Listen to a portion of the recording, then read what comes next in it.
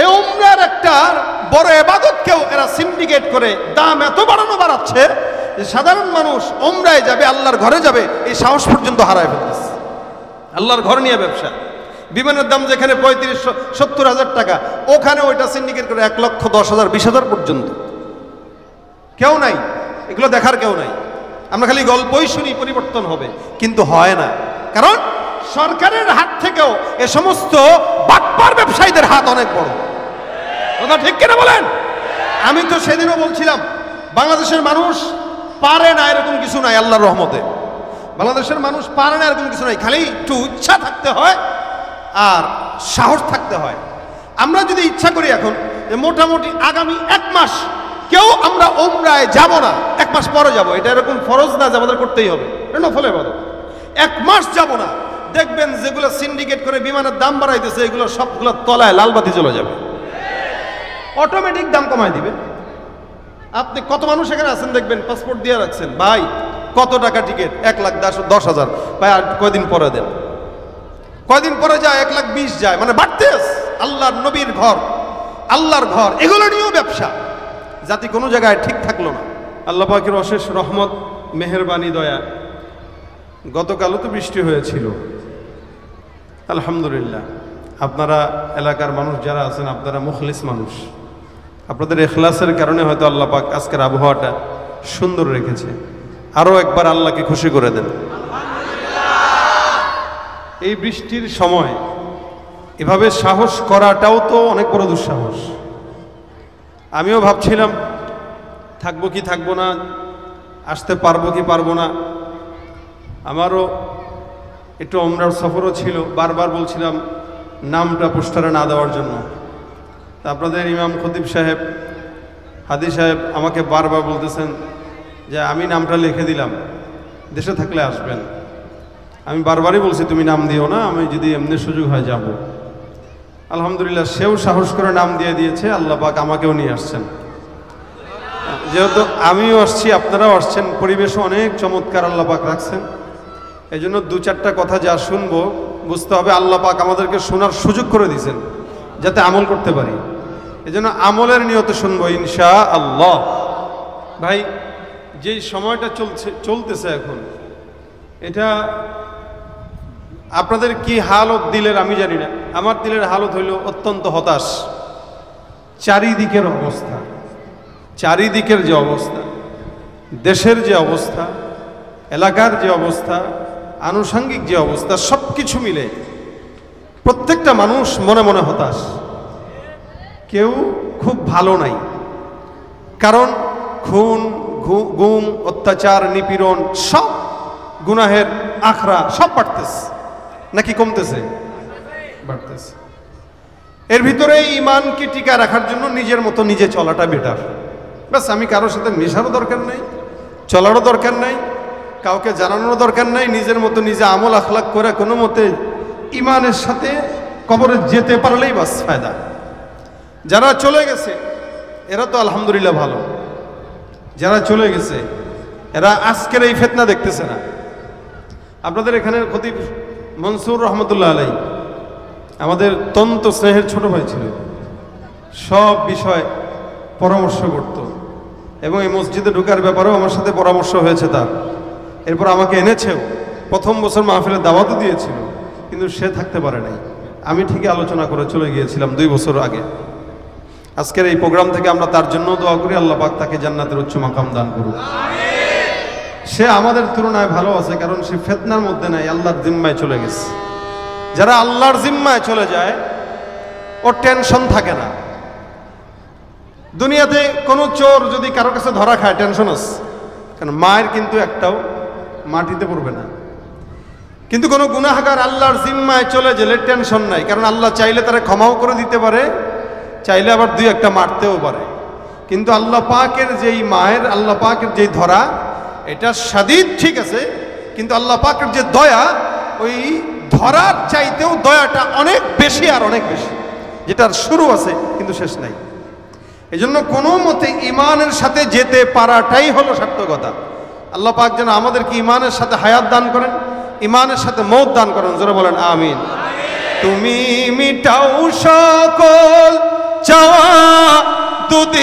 আগে পরে তোমার কাছেই সকল পাওয়া সবই তোমার তরে তুমি মিটাও সকল চাওয়া দুদিন আগে পরে তোমার কাছেই সকল পাওয়া সবই তোমার তরে তোমার পথে চললে সবাই আসবে যে সুদিন তোমার দয়ায় পূর্ণ আমার সারা নিশিদিন আল্লাহ তুমি দয়ার সাগর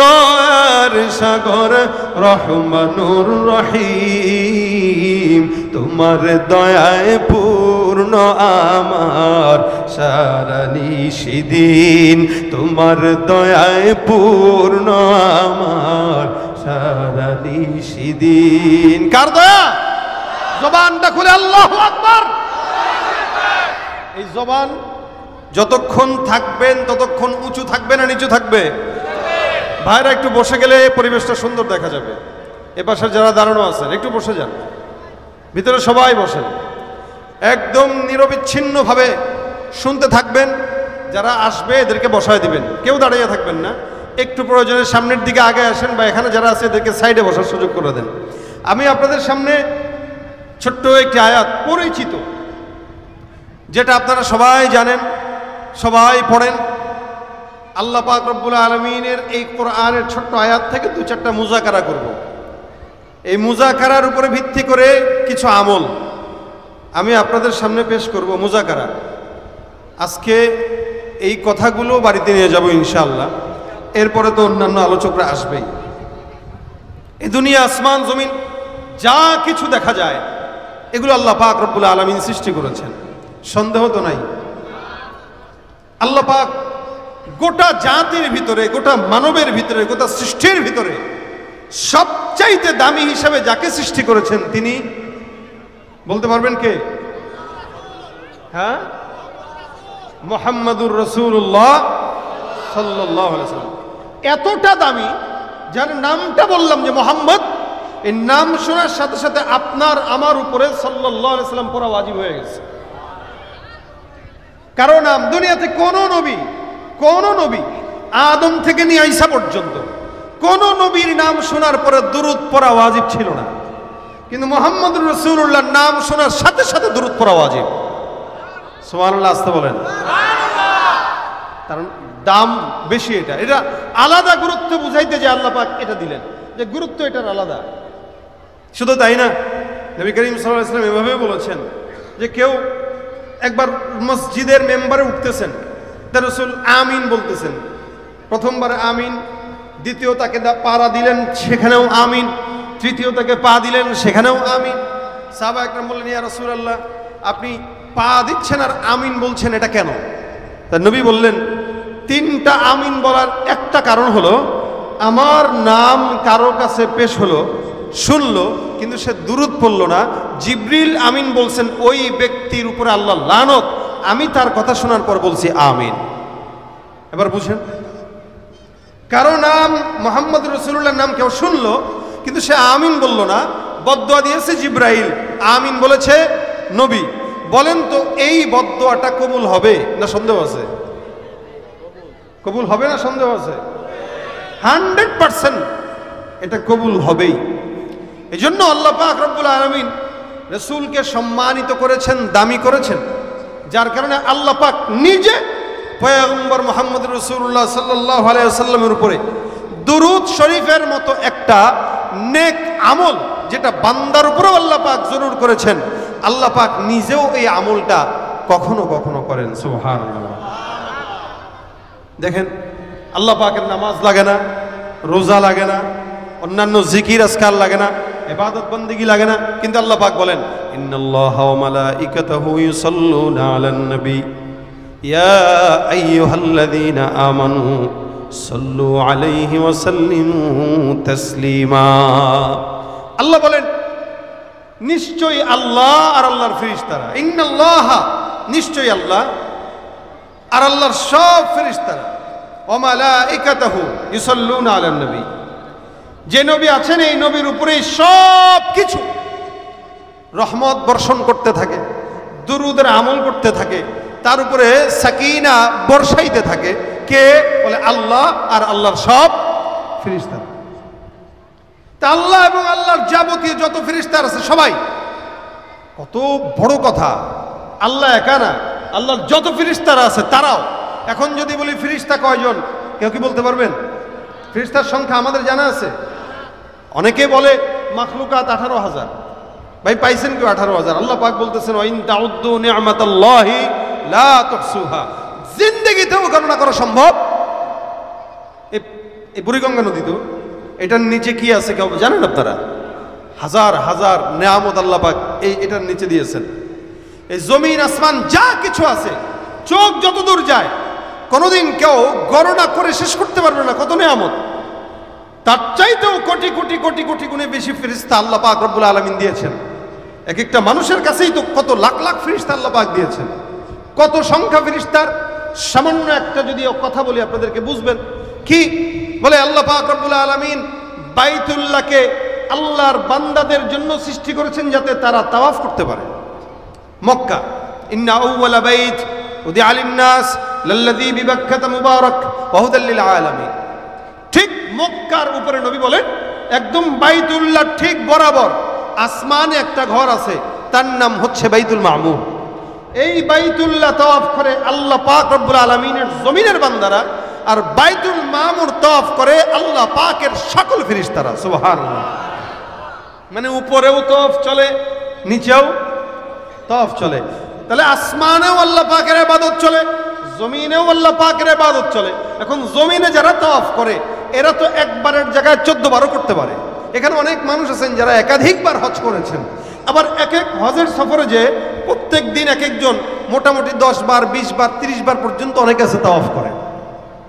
আমি গত 2 বছর আগে, গত 24 সালে হজের সফরে গেছি, তো আমাদের ভিতরে এই আলোচনা চলতেছে। একজন বলতেছে আপনি কয়বার তাওয়াফ করছেন আজকে? কয় বলতেছে ভাই আমি 10 বার করছি। আরেকজন কয় আমি 20 বার করছি। একজন হুট করে আইসা বলতেছে আজকে আমি 70 বার করছি। আমি বলেন কি 70 বার করছেন কিভাবে? করছি, আল্লাহ তৌফিক দিছে। সারাদিন সে ছিল। এটার ব্যাপারে কোনো বিধি নিষেধ নাই, যার যতবার মন চায় তাওয়াফ করে। কিন্তু রাসূল বলেন ঠিক বরাবর যে বাইতুল মামুর আছে, ওই বাইতুল মামুর যতবার মন চায় ততবার তাওয়াফ করার মতো কোনো বিধি নিষেধ, মানে কোনো সিস্টেম নাই। আল্লাহ রাসূল সাল্লাল্লাহু আলাইহি ওয়াসাল্লাম বলেন কেউ কোনো ফেরেশতা যখন তাওয়াফ করে, প্রত্যেকটা ঝাঁকে, এক একটা ঝাঁকে যখন ফেরেশতারা তাওয়াফ করে তো 70,000 ফেরেশতা থাকে। আর এই 70,000 ফেরেশতা যখন একবার তাওয়াফ করে চলে যায়, দ্বিতীয়বার তাওয়াফ করার মতো কোনো সুযোগ তার জিন্দেগিতে কোনোদিন আসে না। সুবহানাল্লাহ। কয় আসতে কথাটা মনে হয় বুঝেন না আপনারা। মানে আমরা তো বারবার মন চাইলে তাওয়াফ করতে পারি, কিন্তু আসমানে যে ঘর আছে, যে ফেরেশতারা তাওয়াফ করে, ওই ঘর একবার কোনো ফেরেশতা যখন তাওয়াফ করে যায়, ও তার জিন্দেগিতে আর কোনোদিন তাওয়াফ করার সুযোগ পায় না। এক একবারে 70,000, তারা বুঝেন এক একবারে 70,000 গেল, পরে আবার 70,000 তাওয়াফ করতে আর কতক্ষণ লাগে? আরো ফেরেশতা। তাহলে হুট করে আসলো, হুট করে গেল, 70,000-এর পরে 70,000, এরকম করে এই সূর্যলগ্ন থেকে এখন পর্যন্ত চলছে, কিয়ামত পর্যন্ত চলবে। আল্লাহ পাকের ফেরেশতা শেষ হবে না, এবং তার গণনা করাও সম্ভব কারো পক্ষে নয়। আল্লাহ বলেন ইন্নাল্লাহা ওয়া মালাইকাতাহু ইউসাল্লুনা আলান নবী। নিশ্চয়ই আল্লাহ, আল্লাহর সব ফেরেশতারা ওই পয়গম্বরের নামে দুরূদের আমল করে, সালাম পৌঁছায়। আমি আল্লাহ একাই করি না, আমার রহমতের ফেরেশতারাও সালাম দেয়। কেন আমার রহমতের ফেরেশতারা সালাম দেয়? এ দুনিয়ার বান্দা, জানো যারা জমিনের মধ্যে আমি আল্লাহ পাক রব্বুল আলামিন যাকে সম্মানিত করলাম, যিনি মক্কায় যখন আসছে, মক্কা এলাকার মানুষগুলোর দামি হয়ে গেল। মক্কা থেকে মদিনায় গেল, মদিনার মানুষ দামি হয়ে গেল, মদিনাও দামি হয়ে গেল। কে চিনত মক্কা মদিনা? আল্লাহ পাক রব্বুল আলামিন সৌদির মতো এমন একটা জায়গায় মক্কা আর মদিনা দেওয়ার কারণে গোটা বিশ্ব থেকে লক্ষ কোটি কোটি মানুষ বারবার ওখানে যায়। এ মুসলমান, কিন্তু সেই জায়গাটাকে আজকে নষ্ট করে ফেলতেছে আমাদের বাংলাদেশের কিছু বাটপার সিটার ব্যবসায়ীরা। এই উমরার একটা বড় ইবাদতকেও এরা সিন্ডিকেট করে দাম এত বাড়াচ্ছে যে সাধারণ মানুষ ওমরায় যাবে, আল্লাহর ঘরে যাবে, এই সাহস পর্যন্ত হারায় ফেলতেছে। আল্লাহর ঘর নিয়ে ব্যবসা, বিমানের দাম যেখানে 35-70 হাজার টাকা, ওখানে ওইটা সিন্ডিকেট করে 1,10,000 20,000 পর্যন্ত। কেউ নাই, এগুলো দেখার কেউ নাই। আমরা খালি গল্পই শুনি পরিবর্তন হবে, কিন্তু হয় না। কারণ সরকারের হাত থেকেও এ সমস্ত বাটপার ব্যবসায়ীদের হাত অনেক বড়। কথা ঠিক কিনা বলেন? আমি তো সেদিনও বলছিলাম, বাংলাদেশের মানুষ পারে না এরকম কিছু নাই। আল্লাহর রহমতে বাংলাদেশের মানুষ পারে না এরকম কিছু নাই, খালি একটু ইচ্ছা থাকতে হয় আর সাহস থাকতে হয়। আমরা যদি ইচ্ছা করি এখন যে মোটামুটি আগামী 1 মাস কেউ আমরা ওমরায় যাব না, 1 মাস পরে যাব, এটা এরকম ফরজ না যে আমাদের করতেই হবে, এটা নফল ইবাদত। 1 মাস যাব না, দেখবেন যেগুলো সিন্ডিকেট করে বিমানের দাম বাড়াইতেছে এগুলো সবগুলো তলায় লালবাতি চলে যাবে, অটোমেটিক দাম কমায় দিবে। আপনি কত মানুষ এখানে আছেন দেখবেন, পাসপোর্ট দিয়ে রাখছেন, ভাই কত টাকা টিকিট? 1,10,000। ভাই আর কয়দিন পরে দেন, কয়দিন পরে যায় 1,20,000 যায়, মানে বাড়তে আছে। আল্লাহর নবীর ঘর, আল্লাহর ঘর, এগুলো নিয়েও ব্যবসা। জাতি কোনো জায়গায় ঠিক থাকলো না। ভাইয়ের আমার, আল্লাহ পাক রব্বুল আলামিন কত দামি বানাইছেন। মক্কার মদিনাকে আল্লাহ পাক দামি বানায় দিলেন। নবী যেখানে গেলেন, নবী ওই জায়গাটাকে আল্লাহ পাক রহমতের বানায় দিলেন। যার মাথায় হাত রাখলো তাকে আল্লাহ পাক দামি বানায় দিলেন। যার ঘরের মধ্যে পাও রাখলেন ওই ঘর দামি হয়ে গেল। যেই পাত্রের মধ্যে পয়গম্বরের হাত পড়লো ওই পাত্রটাও দামি হয়ে গেল। আল্লাহ পাক রব্বুল আলামিন বলেন, জমিনের মধ্যে সবচাইতে দামি আল্লাহ পাক আমি আপনাকে বানাইলাম, যেই কারণে বরকত আর রহমতের খাজানা। আল্লাহ বলেন, ওয়াল কলামি ওয়া মা ইয়াসতুরুন মা আনতা বিনি'মাতি রাব্বিকা বিমাজনুন ওয়া ইন্না লাকা লাআজরান গায়রা মামনুন। এমন এমন কোন নিয়ামত নাই যে নিয়ামত আল্লাহ পাক দেয় না। আল্লাহ পাক বলেন, নিরবিচ্ছিন্ন নিয়ামত আমি পয়গম্বর মুহাম্মদুর রাসূলুল্লাহ সাল্লাল্লাহু আলাইহি ওয়াসাল্লামকে দান করলাম। আমার পয়গম্বরের নিয়ামত